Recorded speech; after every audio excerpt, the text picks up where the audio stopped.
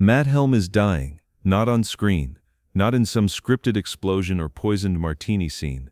The character who survived 4 films, countless assassins, and an army of beautiful double agents is taking his last breath. But Matt Helm isn't real. He never was. He's a character in a Dean Martin movie, a creation of ink and celluloid. Characters don't die unless someone kills them. August 1969, a conference room at Columbia Pictures. Dean Martin sits across from 3 studio executives, the fluorescent lights hum above them, and on the table between them lies a script, The Ravagers, the 5th Matt Helm film, already announced, already budgeted, already cast. Sharon Tate was supposed to return as Freya Carlson. The word "was" hangs in the air like cigarette smoke that won't clear. 6 days ago, Sharon Tate was murdered in her home on Cielo Drive, 8 months pregnant, stabbed 16 times. The executives want to recast, find another blonde, keep the franchise alive. Dean looks at the script, looks at the men in suits, his jaw tightens, and then Dean Martin says something that kills Matt Helm forever. But those words, those come later. What Dean Martin did in that conference room would cost him millions of dollars. Columbia Pictures would make sure of that. But some things can't be measured in money. Dino learned that in Steubenville, a long time ago. To understand why Dean Martin killed Matt Helm, you have to understand who Sharon Tate was to him. Not a co-star, not a contract obligation, not just another beautiful blonde in a spy movie, something else entirely. The Matt Helm series began in 1966 with The Silencers. Columbia wanted their own James Bond, but Dean created something different, a spy who didn't take spying seriously, a government assassin who'd rather drink than shoot. The Silencers made $40 million, Murderers Row followed, then The Ambushers, each film bigger than the last. By 1968, Columbia wanted a 4th, The Wrecking Crew. They cast 25-year-old Sharon Tate as Freya Carlson, a clumsy British agent who couldn't hold a gun without dropping it. Eugene Walsh had worked in the Columbia prop department for 14 years. He had seen stars come and go, seen egos inflate and collapse, but he had never seen what happened on the set of The Wrecking Crew. Mr. Martin was different around her, Eugene would say decades later. Not romantic, nothing like that, more like protective, like an older brother watching out for a kid sister who didn't know how dangerous Hollywood could be. Dino had seen young talent before, in Steubenville, in the illegal clubs, in the back rooms where dreams went to die. He had watched beautiful girls get chewed up by men who saw them as products, not people. Sharon reminded him of those girls, except Sharon had something they didn't. She had someone watching out for her. The Wrecking Crew wrapped in late 1968. Columbia announced The Ravagers immediately. Sharon would return as Freya. Dean signed the contract without hesitation. 8 months later, everything changed. Old Tucson Studios. Summer 1968. The air tasted like dust and diesel, and something metallic that stuck to the back of your throat. 112 degrees in the shade, and there wasn't much shade.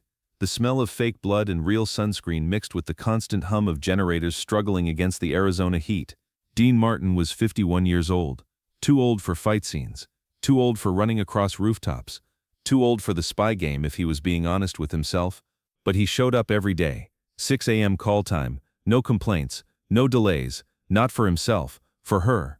Sharon arrived on set like she arrived everywhere, with a smile that made the desert feel 10 degrees cooler. She didn't have a trailer as big as Dean's.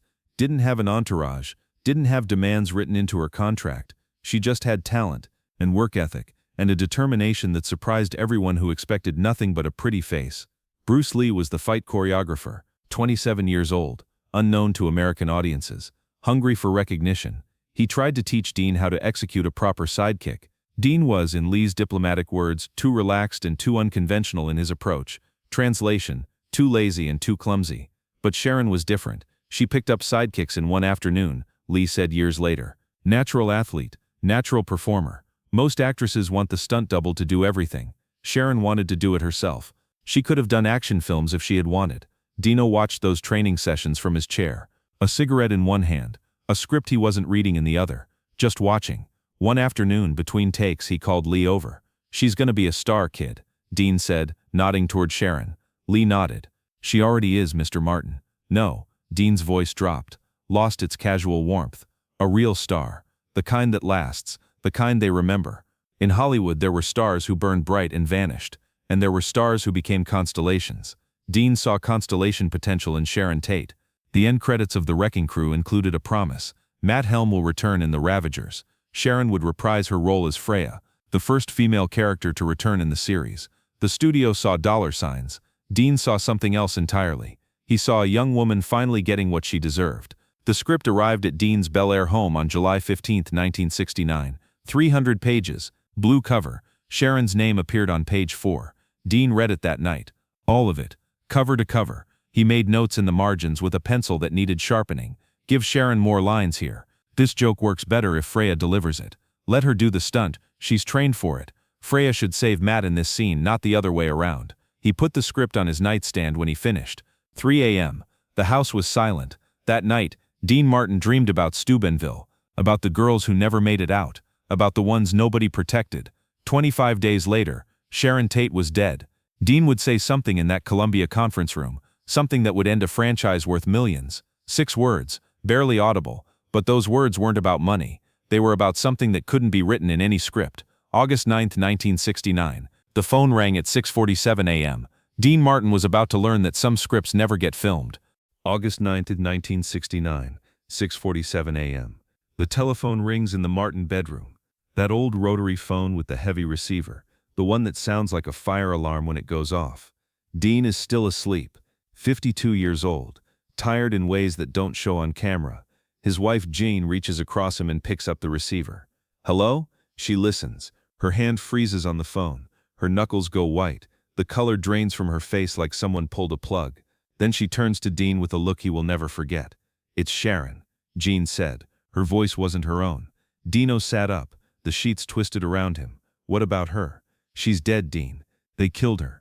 They killed all of them. The words didn't make sense, couldn't make sense. They were just sounds, syllables arranged in an order that his brain refused to process. Sharon was 26 years old, 8 months pregnant. She was supposed to start filming The Ravagers in October. He had just read the script. He had just made notes in the margins. Who? Dean asked. His voice wasn't his own either. Who killed her? Jean shook her head. They don't know yet. Multiple victims. Her house on Cielo Drive. Dean, it's bad. Dean didn't speak, didn't move, didn't cry. He just stared at the nightstand, at the blue script with Sharon's name on page 4. That script sat there for 6 days. Dean didn't touch it, didn't move it, didn't look directly at it, but he knew it was there. Every morning when he woke up, every night when he couldn't sleep. 300 pages, blue cover, Sharon's name on page 4. It wasn't a script anymore. It was a ghost story. Eugene Walsh heard about the murder on the radio. He was driving to work when the name hit him like a physical blow. He pulled over, sat in his car for 15 minutes, then he turned around and drove to Dean's house, not to offer condolences, not to talk about the movie, just to see if Mr. Martin was okay. The housekeeper let him in. Eugene found Dino in his study, alone, the curtains drawn, and in his hands that blue script. Mr. Martin? Eugene said from the doorway. Dean looked up. His eyes were red. Not from crying, Eugene could tell the difference. From not crying. From holding it all in. She was gonna be a star, Eugene. A real one. The kind they remember forever. I know, Mr. Martin. They took that from her. Dean's voice cracked. Just slightly. They took everything. Every movie she would have made. Every award she would have won. Every child she would have raised. They took it all. Eugene didn't know what to say, so he said nothing. He just stood in that doorway, waiting. That was the first time Eugene Walsh saw the mask crack. The first time he saw Dino instead of Dean Martin. August 15th, 1969, 6 days after the murder. Columbia Pictures, executive conference room. Dean sat across from Leonard Price, Columbia's head of production. 2 junior executives flanked Price like soldiers. The Ravagers script lay on the table between them. We've discussed this at length, Price began. Obviously this is a tragedy. Everyone at Columbia extends their deepest. Get to the point, Leonard. Price blinked, adjusted his tie. We can recast the Freya character, find another blonde. Audiences won't remember the specifics after 6 months. Dean didn't respond. We have contracts, Dean, budgets, schedules. We're talking about millions of dollars. I understand. Good. Price almost smiled. So we'll send you the revised casting options by, no. The word hung in the air. Simple. Final. No. Price's practiced smoothness cracked. Dean, this isn't optional. We have a contract. You're obligated. The franchise is dead. That's not your decision to make. Dean's jaw tightened. His shoulders stiffened. The casual slouch that defined his public persona straightened into something harder. Then he stood up. Leonard Price reached for his arm. Dean, think about what you're doing. This is millions of dollars. Your reputation. Your future with this studio. Dean turned, looked Price directly in the eyes, and whispered 6 words that ended everything. Matt Helm died with her. Barely audible, a breath more than a voice, the room went silent. Price's hand dropped. Dean walked out of the conference room. He never played the character again. You might think the story ends here. Dean makes his stand. Columbia loses their franchise. Sharon's memory is honored. Roll credits. But here's what nobody knew that night. Leonard Price wasn't just angry. He was humiliated. A movie star had just walked out of his conference room, refused a direct order, and killed a multi-million-dollar franchise with 6 whispered words. Price couldn't let that stand. What happened next would cost Dean Martin far more than anyone expected, and it would reveal something about Hollywood that most people never see. In Steubenville, Ohio, where Dean Martin grew up as Dino Crossetti, his father had a saying, "Some things you don't sell." Guy Crossetti used to say, his Italian accent thick as the coal dust that covered everything in that town. Not for any price, not for any man. Guy was talking about honor, about loyalty, about the things that make a man worth remembering. Dean learned that lesson in the steel mills of Ohio. He applied it in a conference room in Hollywood. The cost was millions of dollars. The cost of not doing it would have been everything else. Leonard Price made good on his threat. Within 48 hours, Columbia Pictures froze Dean Martin's profit participation from Murderers Row. Money that was contractually owed to him. Hundreds of thousands of dollars. Gone with a signature. If he wants to breach his contract, Price told the industry trades, he can live with the consequences. Dean didn't respond, didn't issue a statement, didn't hire lawyers. He just let it go. Hollywood couldn't believe it. Dean Martin, the man who never took anything seriously, who made million-dollar deals over martinis, had just walked away from a franchise worth more than most careers. For a dead woman he had known for one film. He's lost his mind, one producer said at a party that week. He's found his soul, another replied. Neither was entirely right, neither was entirely wrong. Eugene Walsh kept that blue script. Dean had left it on the conference room table when he walked out, just left it there, like it didn't matter anymore.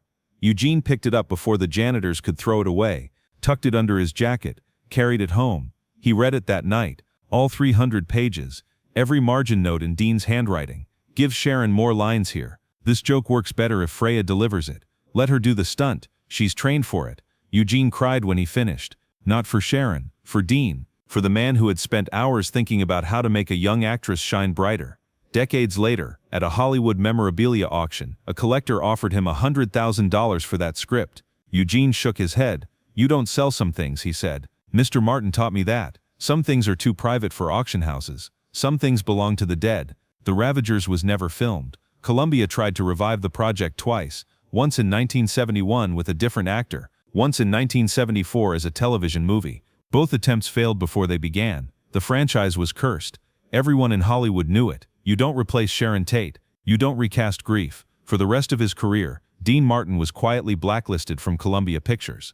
No more multi-picture deals. No more franchise opportunities. When reporters asked about Matt Helm, he just shrugged. The character ran its course, he'd say. These things happen, but that wasn't true. Matt Helm didn't run his course. Matt Helm was murdered by the same man who had played him for 4 films, and Dean Martin would do it again, 1,000 times over. The cost was millions of dollars. The cost of not doing it would have been his soul. The Wrecking Crew became Sharon Tate's final film, not by design, by tragedy. 50 years after the murder, Quentin Tarantino made Once Upon a Time in Hollywood. Margot Robbie played Sharon. The film showed her watching herself in The Wrecking Crew, laughing at her own performance. Audiences cried. They didn't know the other story. The man who refused to replace her. The 6 whispered words. The millions sacrificed for a principle. That Blue Ravagers script still exists. Somewhere. 300 pages. Sharon's name on page 4. Dean's handwriting in the margins. A ghost story. A love letter. A monument to loyalty. 4 Matt Helm films. 6 years. Millions of dollars. 1 phone call. 6 days. 1 decision. 0 regrets. That's the math Dean Martin did in August 1969. We all have moments when the money is on the table, when the contract is signed, when walking away means losing everything you've worked for. Most of us don't walk away. Dean Martin did. We all like to think we'd do the same, that we'd choose principle over profit, memory over money, the dead over the deal, but most of us haven't been tested. Dean Martin was tested. He passed. Dean Martin died on Christmas Day, 1995, 26 years after Sharon, 26 years after Matt Helm. The obituaries mentioned his songs, his movies, his television show. None of them mentioned the Ravagers. None of them mentioned the 6 words he whispered to Leonard Price. Matt Helm died with her. But the people who knew Dino really knew him. They remembered. They remembered the man who walked away from millions because some things aren't for sale. Not in Steubenville, not in Hollywood, not anywhere. Ain't that a kick in the head?